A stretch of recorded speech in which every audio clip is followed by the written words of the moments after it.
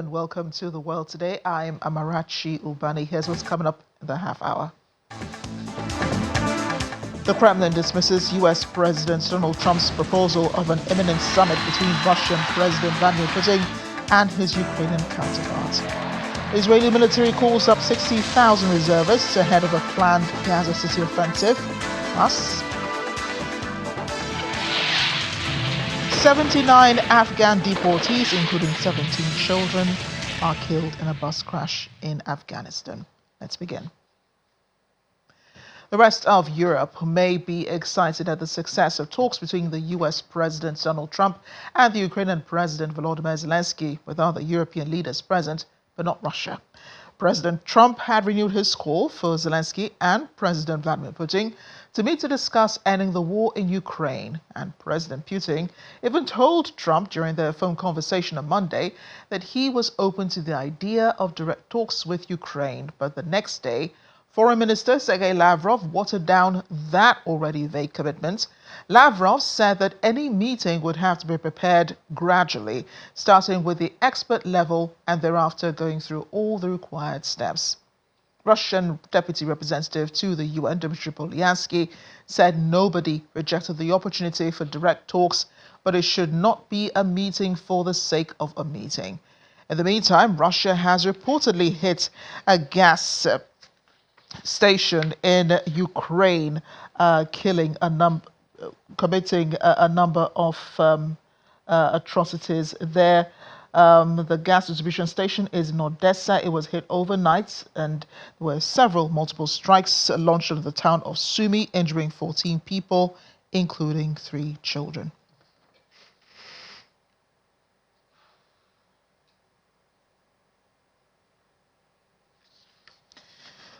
We'll return to this conversation about Russia's response to the talks on Monday.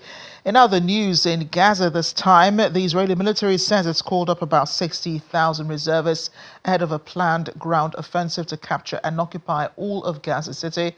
A military official said the reservists would report for duty in September and that most of the troops mobilized for the offensive would be active duty personnel, adding the troops were already operating in the Zayton and Jabalia areas as part of the preparations for the plan, which Defense Minister Israel Katz approved on Tuesday and will be put to the Security Cabinet later this week.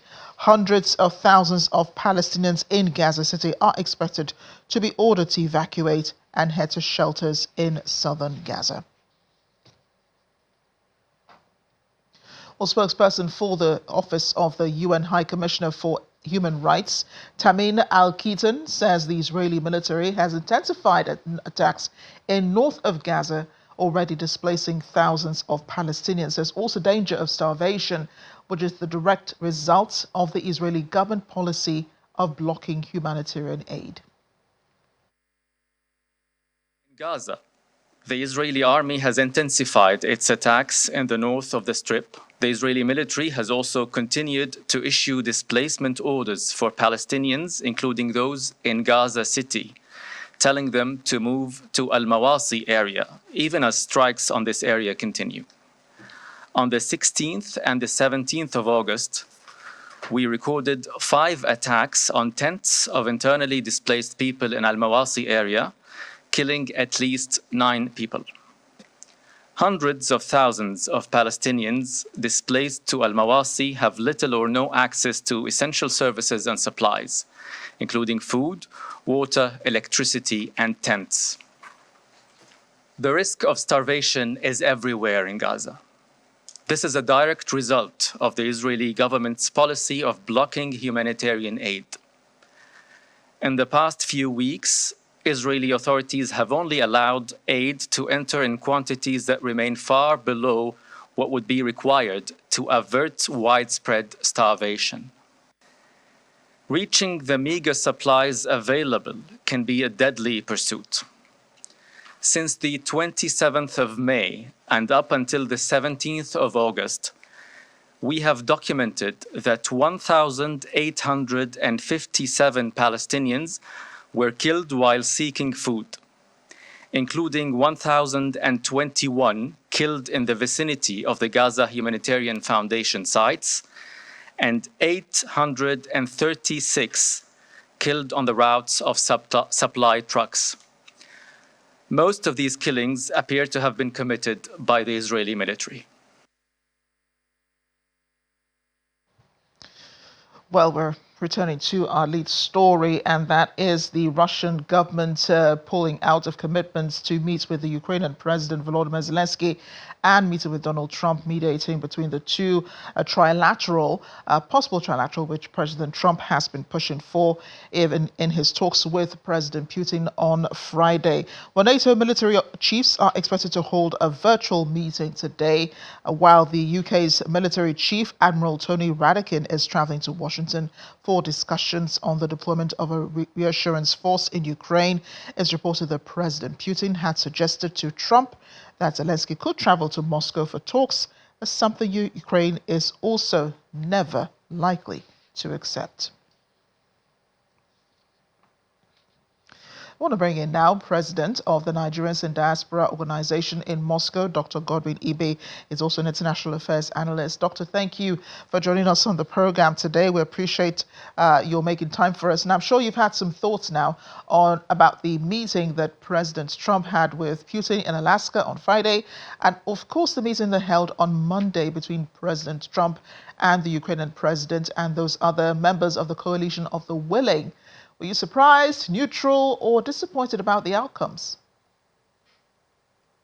First of all, thank you so much, Amarachi, for having me. It's good to be here once again. And thanks to the viewers for tuning in as usual. Of course, I'll hit the nail on the head. It's no surprise. I wasn't disappointed in any way, shape, or form. I think it actually went exactly as I anticipated. And I think many people who are abreast of the situation anticipated. There were no shocks, no surprises.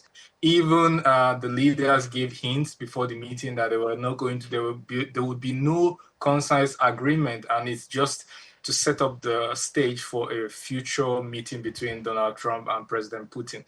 But there are 5 brief points to take away, which are worth noting. The first one is the importance of Russia in the global stage. The way President Vladimir Putin was received with red carpet, the United States Air Force, I think the largest Air Force in the world, both by budget and quantity, and maybe if we say efficiency in terms of experience in NATO, escorted the president plane both into U.S. airspace and out of U.S. airspace. It was given a welcome that even the EU leaders were not given, and even Zelensky wasn't given. It shows the importance of Russia on the world stage, which a lot of people would like to downplay, but obviously action speaks louder than words. And also other things that one could notice that there was an agreement that there's no need for a ceasefire. The Russian side have made it very clear that the problem with ceasefire is that it gives room for production, storage, rearming of both sides. I mean, and Russia is not just playing the devil's advocate, because it can actually do those things. During the course of warfare, logistics is damaged because both sides attack each other's armor depots, logistics supply chain, production facilities. So you cannot, it's not so easy to ramp up production and storage of weapons. And if you have a ceasefire, after a while, those same people who are sleeping peacefully in their houses thinking the war is over may be welcomed by, artillery and armor if there's any escalation. So a ceasefire, it was agreed by both sides that a ceasefire is of little to no use.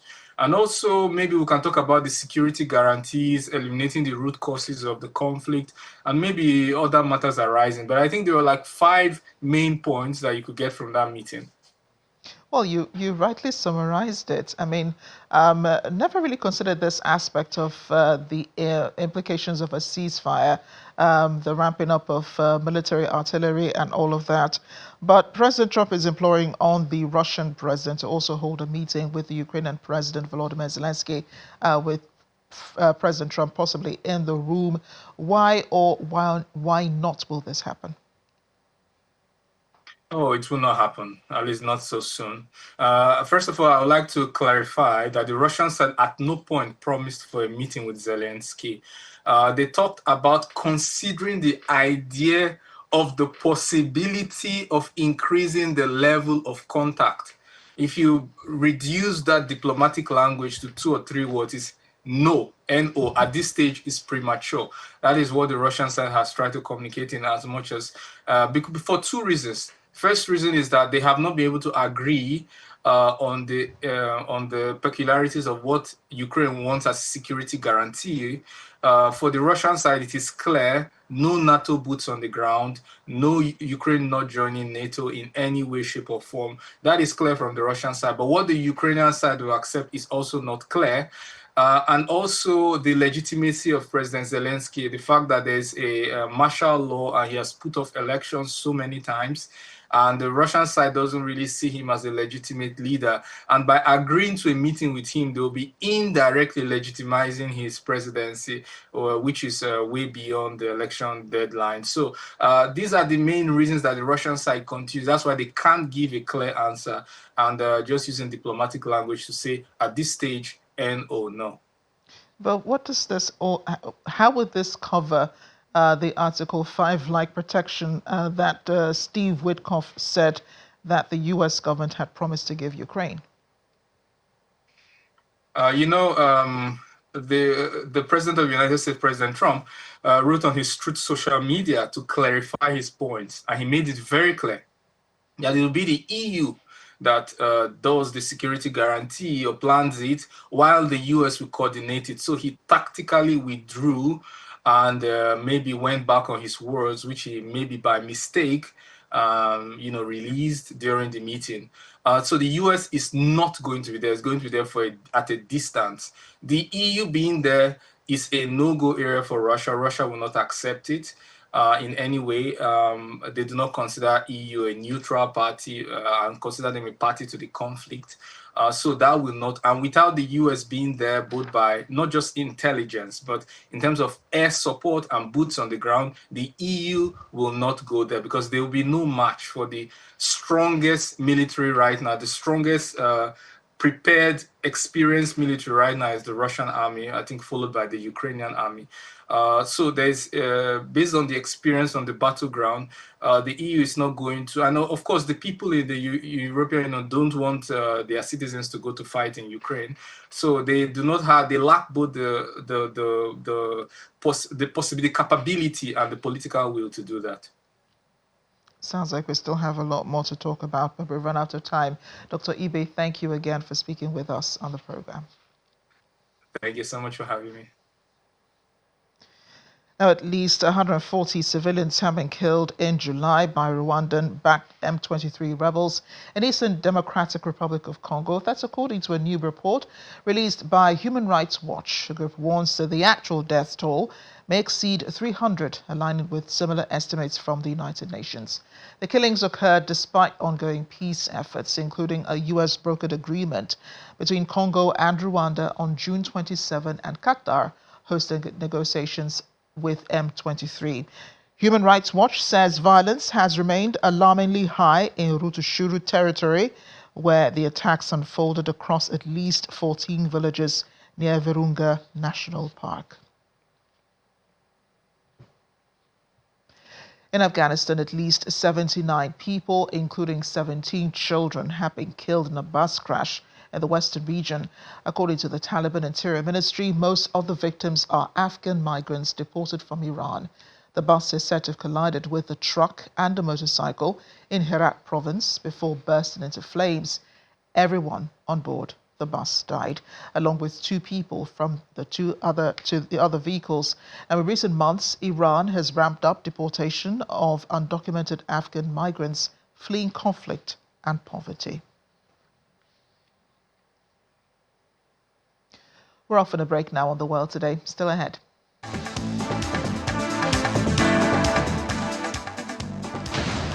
The historic Kiruna Church in Sweden is moved to a new location, literally.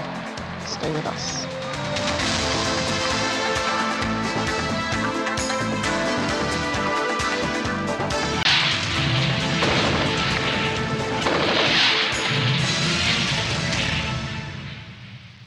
Welcome back to The World Today. Representatives from India and China are attending the 24th round of Special Representatives talks in New Delhi ahead of Prime Minister Narendra Modi's visit to the Shanghai Cooperation Organization Summit in Tianjin. India's Foreign Ministry announced Wang and Dovell discussed de-escalation, delimitation, and boundary affairs. The Chinese Foreign Minister Wang Yi said Kazan meeting between Xi Jinping and Prime Minister Modi had set the direction for calmer borders. You and your delegation, a very warm welcome. Thank you very much for being here.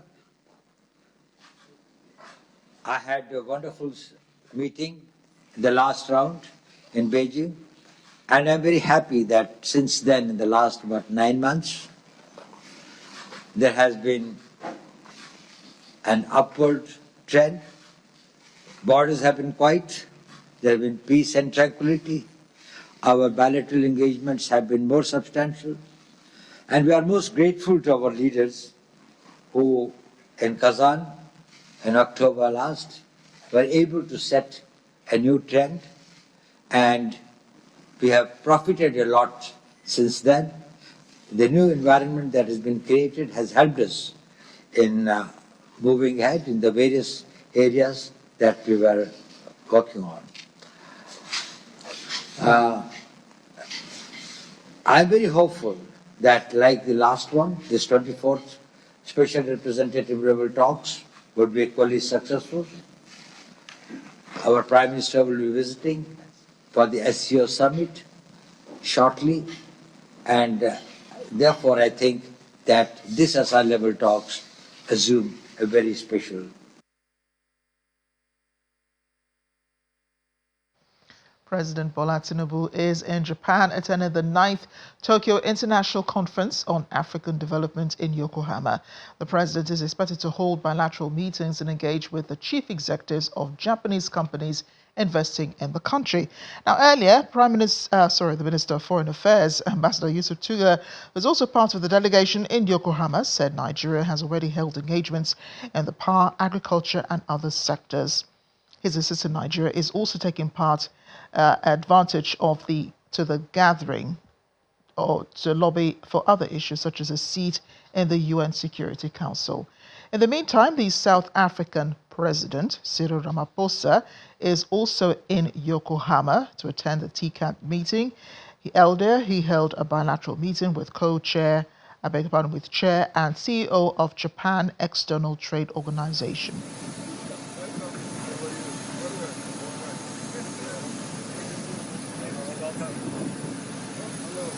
We'd like to take this opportunity to expand economic relationship with your country. This is a good occasion for us to expand Japanese investment in your country. And we'd like to deepen and strengthen that economic relationship. Well, it's been years since we ever saw this, but it happened. I'm talking about the relocation of the 113-year-old historic Kiruna Church along a 3-mile route in Sweden to safeguard it from damage caused by Europe's largest underground iron ore mine today. There the church is. And more than 10,000 people line the streets of Kiruna just to watch the literal relocation of the red wooden church. Kiruna Church was originally gifted to the town of Kalab at the state-owned mining company and now sits on a hill looking over the town. The church's move is part of LICAB's larger project to relocate the town in response to the expansion of the Kiruna mine. Designed in neo-Gothic style with Sami undertones, it was first built in 1912. In a 2001 survey, it was subsequently picked as Sweden's favorite pre-1950 structure. The relocation of Kiruna's town centre began in 2004 after the mine's expansion caused cracks in roads as the mine went deeper. Officials decided to relocate several buildings, including the church, to a safer location several kilometers east. The CAB has overseen the operation as it moves to its new location. I guess you only get to see these things abroad. Thanks for watching The World Today. I'm Amarachi Mubaka.